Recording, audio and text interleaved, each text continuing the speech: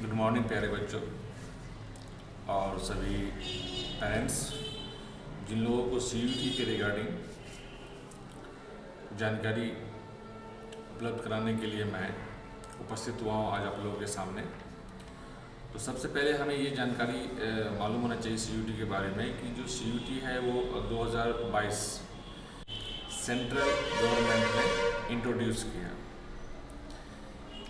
इस एग्ज़ाम के अंतर्गत ये स्पेशली जो है आपको यूजी मतलब अंडर ग्रेजुएट और पीजी पोस्ट ग्रेजुएट बच्चों के लिए है। इस एग्ज़ाम के ज़रिए आपका एडमिशन सेंट्रल यूनिवर्सिटीज़ में, स्टेट यूनिवर्सिटीज़ में, डीम्ड यूनिवर्सिटीज़ में और जो प्राइवेट यूनिवर्सिटीज़ होती है वहाँ हो सकता है। अब बात आती है कि सीयूटी के बारे में जानकारी कहाँ से उपलब्ध करें, सिलेबस कहाँ से उपलब्ध करें, जो ऑथेंटिक साइट क्या है इसकी वो बताया जाए। तो आइए मैं उसके बारे में आपको बताता हूँ। सीयूटी ऑफिशियली वेबसाइट जो है वो आपको जो है CUET.SAMARTH.AC.in है। यहाँ से आप डाउनलोड कर सकते हैं सिलेबस को, अप्लाई कर सकते हैं, रजिस्ट्रेशन करने के लिए अप्लाई कर सकते हैं और अदर डिटेल्स जो जानकारी आपको लेना है वो आप यहाँ से ले सकते हैं। अब बात आती है कि कौन से बच्चे इसके लिए अप्लाई कर सकते हैं। जो भी बच्चे, पहले मैंने आपको ये बता दिया है कि ये अंडर ग्रेजुएट और जो पोस्ट ग्रेजुएट के लिए ये जो है ना ये सीयूटी का एग्ज़ाम जो है NTA लेता है, NTA नेशनल टेस्टिंग एजेंसी लेता है, जो भारत सरकार के अंतर्गत एक संस्था है। अब आते हैं कि कौन से बच्चे इसमें फॉर्म फिलअप कर सकते हैं। जो बच्चे 12वीं का एग्ज़ाम लिख चुके हैं वो बच्चे, इसमें कोई एज नहीं होता कि आप किस एज तक लिख सकते हैं। हाँ, कुछ यूनिवर्सिटीज़ जो है ना एज लिमिट रखी है, तो कौन सी यूनिवर्सिटीज़ एज लिमिट रखी है उसकी वेबसाइट पे जाके, मतलब यूनिवर्सिटीज़ की वेबसाइट पे जाके आप उसकी एज सीमा को देख सकते हैं। अब बात आती है 2024 CUET 2024 का नोटिफिकेशन आ चुका है, बच्चे फॉर्म फिलअप कर रहे हैं। इसका जो अंतिम डेट है, मतलब कब तक बच्चे फॉर्म भर सकते हैं, तो बच्चे 26 मार्च 2024 तक फॉर्म भर सकते हैं। लास्ट डेट 26 मार्च है, इस बात को आप लोग ध्यान रखेंगे। जिन बच्चे ने भी फॉर्म फिलअप नहीं किया है वो बच्चे फॉर्म फिलअप करें। अब आते हैं कि इसमें फॉर्म फिलअप करने के टाइम पे हमें कितना पैसा पे करना होगा, फ़ी क्या होती है इसकी। तो मिनिमम आपको 3 सब्जेक्ट चूज़ करना होता है। अगर आप 3 सब्जेक्ट लेते हैं, चूज़ करते हैं तो आपको 750 रुपये लगते हैं, 750 रुपीज़। SC/ST के लिए ये जो राशि है ये 650 रुपये है। एग्ज़ाम डेट कब आएगा इसके बारे में जानकारी होना बहुत ज़रूरी है, क्योंकि सारे एग्ज़ाम्स, जो स्टेट लेवल्स के एग्ज़ाम हो या CBSE के एग्ज़ाम्स हो, सारे एग्ज़ाम ऑलमोस्ट फिनिश हो चुके हैं। तो हो चुके रिजल्ट का बच्चे वेट कर रहे हैं, और कब ये एग्ज़ाम होगा CUET का, इसके बारे में बच्चों की रुचि रहती है। हमारे पास ज़्यादा समय नहीं है। ये एग्ज़ाम जो है मई 15 से 31 मई तक चलेगा। अब आगे आते हैं कि बच्चे ने अगर रजिस्ट्रेशन करने के समय में कोई त्रुटि हो गई, कोई उनसे जो है इनकरेक्ट डाटा फिल हो गया, या कुछ एडअप करना चाहते हैं, या जिस कोर्स को उसने चूज़ किया है, उन्होंने चूज़ किया है, उसके बेसिस पर उन्होंने यूनिवर्सिटीज़ को जो है सेलेक्ट नहीं किया, तो उनके लिए बेहतर है कि वो जो है उनके लिए जो है वेबसाइट CUET जो है, जो वेबसाइट का नाम मैंने आपको स्टार्टिंग में बताया था, CUET समर्थ बोल सकते हैं .AC.in। इस पर जाएंगे। 28 और 29 मार्च को आपको यहाँ पे लिंक ओपन होता है, जिससे आप अपने रजिस्ट्रेशन को फिर से सुधार कर सकते हैं। आप उसके अलावा बात आती है एक और, जब आपका एग्ज़ाम सेंटर आपने चूज़ किया, कई सिटीज़ में आपने चूज़ किया ऑप्शन के अकॉर्डिंग, तो आपको जो है ना एग्ज़ाम सेंटर आपको जो है एक स्लिप जो है ना CUET के या NTA जो है ना जारी करता है। वो स्लिप कब जारी होगा, वो 30 अप्रैल का डेट इन्होंने अपने वेबसाइट पर डाल रखा है। 30 अप्रैल को बच्चे को ये सुनिश्चित कर दिया जाता है कि आपका सेंटर आपके नियर बाय किस सिटीज़ में या टाउन में पड़ा है, तो वहाँ पे आपको ये जानकारी पहले उपलब्ध करा दी जाती है। अब इसके अलावा एक बात आती है बहुत सारे लोगों को कन्फ्यूजन रहता है कि हमें इसमें जो है क्या क्या एग्ज़ाम्स होते हैं, क्या मैंने जो 12th में जो प्रिपरेशन किया है वो बच्चे आर्ट्स के हों या कॉमर्स के हों या साइंस के हों, तो सर हमें एग्ज़ाम क्या लिखना होगा, हमें क्या कैसे पेपर्स आते हैं, किस तरह के पेपर्स आते हैं। तो इसके लिए आपको बेहतर जो मैंने आपको वेबसाइट बताई है, मैं उसका डिस्क्रिप्शन आपको वीडियो के में डाल दूँगा, आप वहाँ देख लीजिएगा। उसके साथ साथ मैं जो एक ब्रीफ जो जानकारी है वो मैं आपको दे रहा हूँ। इस एग्ज़ाम में जो है ना 3 पेपर होता है। 3 पेपर होता है। सेक्शन 1 जिसमें लैंग्वेजेस रहता है, जिसमें आपकी भाषा ज्ञान है उससे पूछे जाते हैं, जिसमें इंग्लिश, हिंदी। इसके अलावा इस सेक्शन 1 में ही 2 पार्ट में सेक्शन डिवाइड रहता है। सेक्शन 1 जो है 2 पार्ट में डिवाइड रहता है, 1A 1B। 1A में 13 लैंग्वेज, मतलब 13 लैंग्वेज होती है, इंक्लूडिंग इंग्लिश यानी हिंदी, है ना, और भी भाषाएँ होती हैं। उसके बाद सेक्शन 1B में जो है 20 लैंग्वेजेज होती है, उसमें भी हिंदी और इंग्लिश रहती है, उसके अलावा और भी भाषाएँ होती हैं। तो आपको जो है इसमें से आपको दोनों भाषाएँ चुननी होती है, दोनों लैंग्वेजेज जाकर चुननी होती है।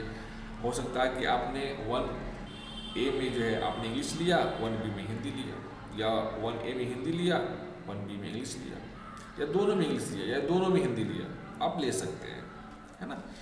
तो इसमें जो है मतलब 1A अगर फर्स्ट लैंग्वेज आप लेते हो तो उसमें आपको 40 क्वेश्चंस आएंगे, 45 मिनट आपको क्वेश्चन सॉल्व करने का समय दिया जाता है। ऐसे ही लैंग्वेज 2 में 1B में जो आपने लैंग्वेज चूज़ किया है उसमें भी 40 क्वेश्चन आएगा, उसके लिए भी अलग से आपको 45 मिनट दिए जाएंगे सॉल्व करने के लिए। अब आते हैं सेक्शन 2। सेक्शन 2 जो है ये डोमेन सब्जेक्ट है। डोमेन सब्जेक्ट मतलब ये हुआ कि आप किस सब्जेक्ट से ग्रेजुएशन करना चाहते हैं। मैं यूजी की अगर बात करूँ तो ग्रेजुएशन करना चाहते हैं, या पीजी की बात करूँ तो मैं पोस्ट ग्रेजुएशन करना चाहते हैं, तो उस सब्जेक्ट को आपको यहाँ पे चूज़ करना पड़ता है।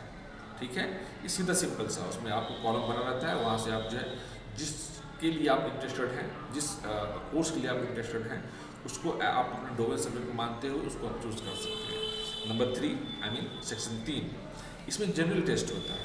अब बात एक बताना यहाँ पर लाजमी है कि सेक्शन 2 में जो है जहाँ पे डोमेन सब्जेक्ट है, इसमें कितने क्वेश्चंस आते हैं, कितना समय मिलता है। तो यहाँ पे भी हर डोमेन सब्जेक्ट के लिए 40 क्वेश्चंस रहते हैं और 45 मिनट्स आपको इसको सॉल्व करने के लिए दिया जाता है। अब आते हैं सेक्शन 3 की तरफ।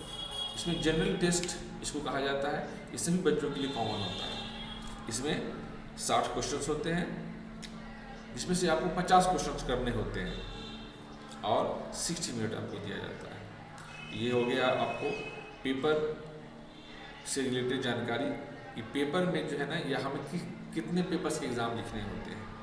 तो मैंने आपको बता दिया सेक्शन 1, सेक्शन 2, सेक्शन 3। सेक्शन 1 में 2 पार्ट जो लैंग्वेजेस से बेस्ड होता है, 1A 1B। सेक्शन 2 जो होता है ये आपको डोमेन सब्जेक्ट से रिलेटेड होता है। सेक्शन 3 जो होता है वो जनरल टेस्ट से रिलेटेड होता है। ये जानकारी मैंने आपको दे दी। अब बहुत सारे बच्चे का ये कन्फ्यूज़न रहता है, मैं यहाँ पे ये एक स्पेशली बात करना चाहूँगा पेरेंट्स का और बच्चों का भी ये डाउट्स रहता है कि सर अगर मैं स्पेशली मैथ्स के लिए बात कर रहा हूँ, मैथमेटिक्स मैं लेता हूँ यूजी या पीजी के लिए, तो मुझे जो है आपको जो है लेता हूँ अगर मैं, तो मुझे मैथमेटिक्स और अप्लाइड मैथमेटिक्स में क्या डिफरेंसेस है, मुझे ये क्लियर कर दीजिए आप।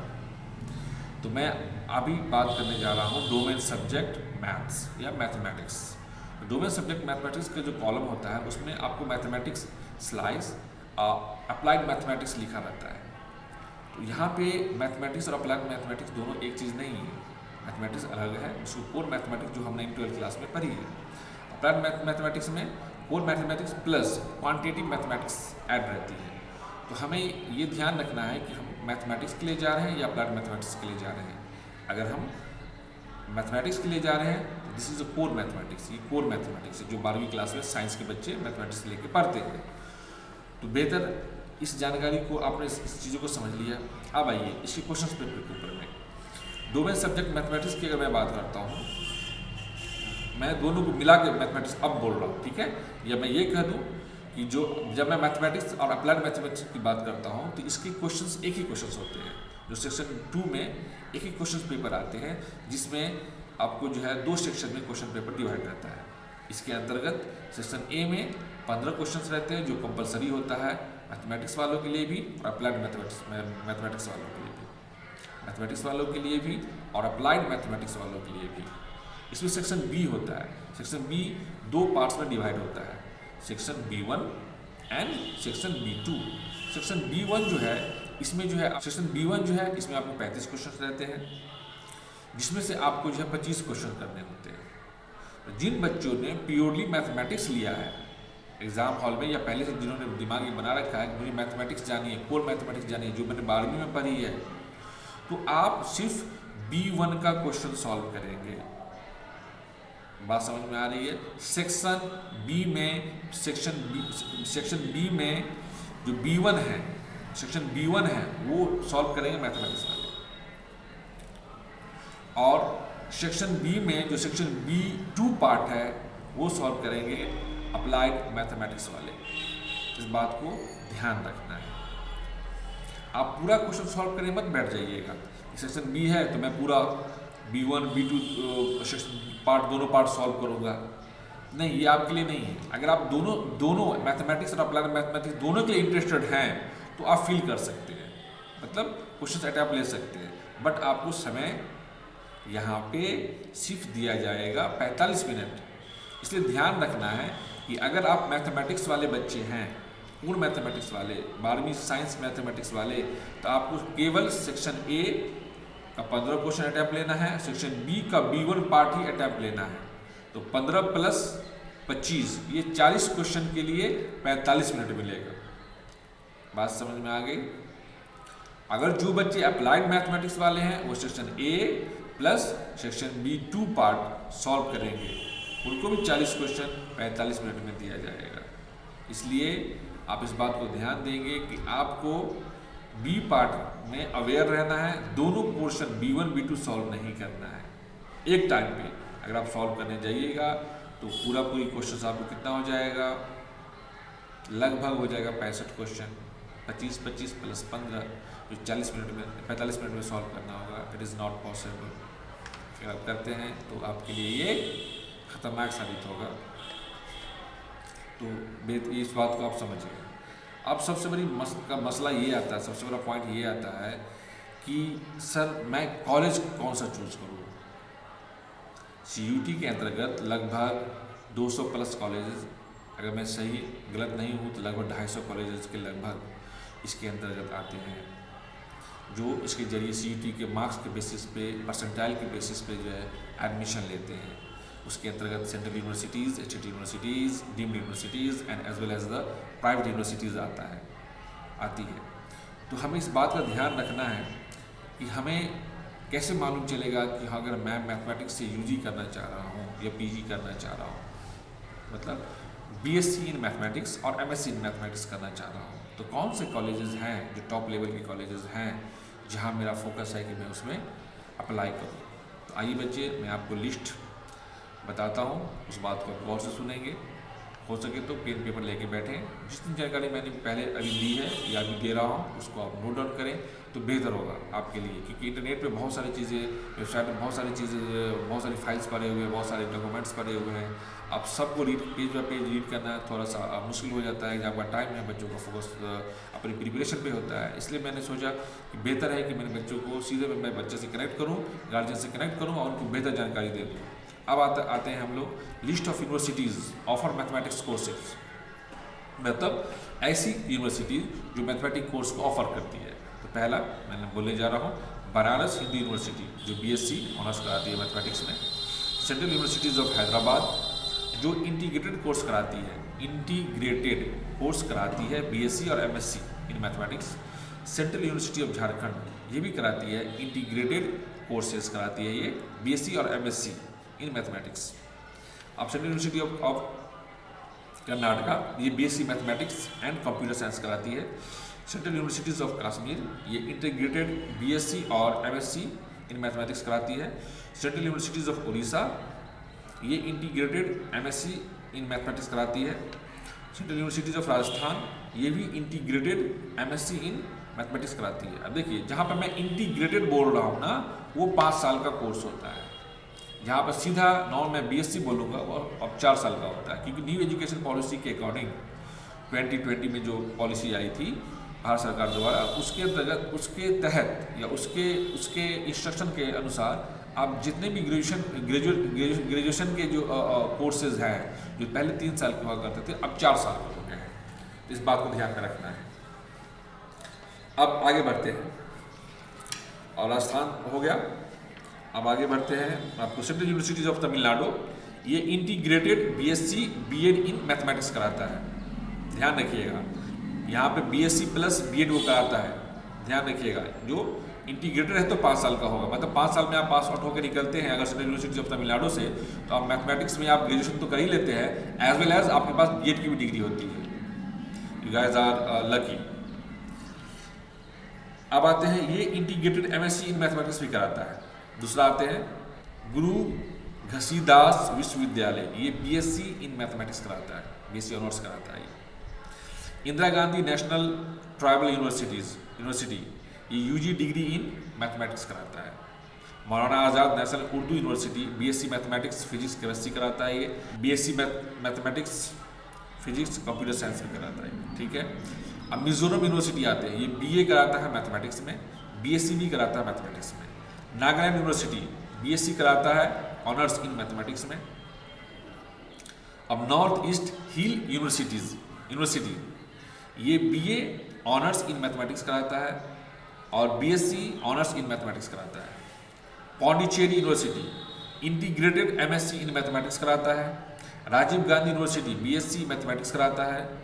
तेजपुर यूनिवर्सिटी 4 साल का इंटीग्रेटेड BSc B.Ed इन मैथमेटिक्स कराता है। ध्यान रखिएगा, वीडियो को रिपीट करके भी सुन लीजिएगा, नोट डाउन भी कर लीजिएगा, क्योंकि ये बहुत फ़ायदेमंद की चीज़ है। ये जानकारी मैंने आप लोगों के लिए ही स्पेशली तैयार किया है। अब आते हैं Tripura university integrated master degree in mathematics. University of Allahabad BSc mathematics. University of Delhi BSc program mathematics science का कराता है, मैथमेटिकल साइंस है ना। BSc कराता है ये मैथमेटिकल साइंस में। ठीक है। और BSc ऑनर्स मैथमेटिक्स में भी कराता है। अब university of Hyderabad integrated MSc in mathematics science कराता है ये। विश्व भारती यूनिवर्सिटी ये BSc मैथमेटिक्स कराता है। डॉक्टर हरि सिंह गौर विश्वविद्यालय ये BSc मैथमेटिक्स BS और दूसरा BSc B.Ed मैथमेटिक्स, ये दोनों कोर्सेस कराते हैं। मैं फिर से रिपीट कर दूं, डॉक्टर हरि सिंह गौर विश्वविद्यालय ये BSc मैथमेटिक्स कराते हैं एंड सेकेंड कोर्स ये क्या कराते हैं, BSc B.Ed मैथमेटिक्स कराते हैं। Doctor B.R. Ambedkar university Delhi ये जो है आपको BA ऑनर्स मैथमेटिक्स में कराते हैं।